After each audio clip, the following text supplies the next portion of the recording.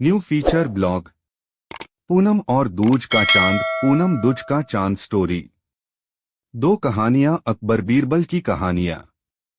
पूनम और दूज का चांद, पूनम दूज का चांद story. Akbar Birbal story in Hindi. एक बार बीरबल अपने किसी काम से काबुल गए। उनकी वेशभूषा देखकर लोगों ने वहां के बादशाह को शिकायत कर दी।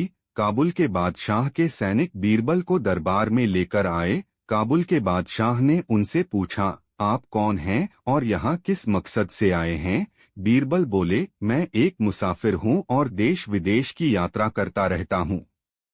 काबुल के बादशाह ने कहा, तब तो तुम्हें देश विदेश के अनेक राजाओं के बारे में पता होगा। बताओ, तुमने कहीं हमारे जैसा बादशाह देखा है? पूनम और दूज का चांद, पूनम दूज का चांद स्टोरी। अकबर बीरबल स्टोरी। बीरबल सिर झुकाकर बोले, हुजूर, आप तो पूनम के चांद है। आप जैसा अन्य बादशाह भला कौन हो सकता है? काबुल का बादशाह मन ही मन खुश होता हुआ बोला, हम पूनम के चांद हैं तो तुम्हारा बादशाह क्या है? बीरबल सीना तान कर बोले, हुजूर, हमारा शाहजहां तो दूज का चांद है। काबुल का बादशाह स्वयं को पूनम का चांद समझकर खुशी के मारे गदगद हो गया और बीरबल को छोड़ दिया और सादर अपने दरबार में बैठाया। दूसरे दिन बीरबल को वस्त्राभूषणों से नवाज कर विदा किया।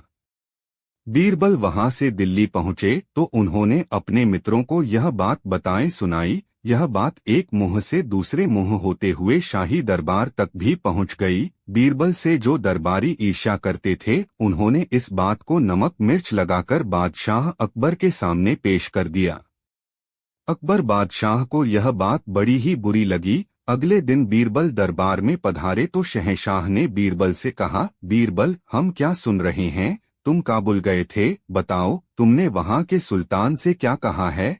बीरबल ने बादशाह सलामत को वहां की सारी बातें कह सुनाई। अकबर बादशाह नाराज होते हुए बोले, बीरबल, काबुल के बादशाह को पूनम के चांद की तरह बड़ा और हमें दूज के चांद की तरह छोटा बताकर तुमने हमारी बेइज्जती नहीं है की है?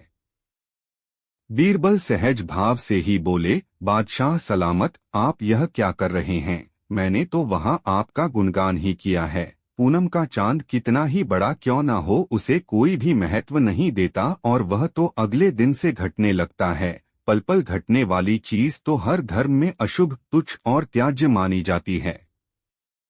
दूज का चांद चाहे कितना भी छोटा हो, लेकिन हिंदू और मुसलमान दोनों ही बड़े आदर भाव के साथ उसका दर्शन करते हैं। मुस्लिम महीना दूज से ही शुरू होता है।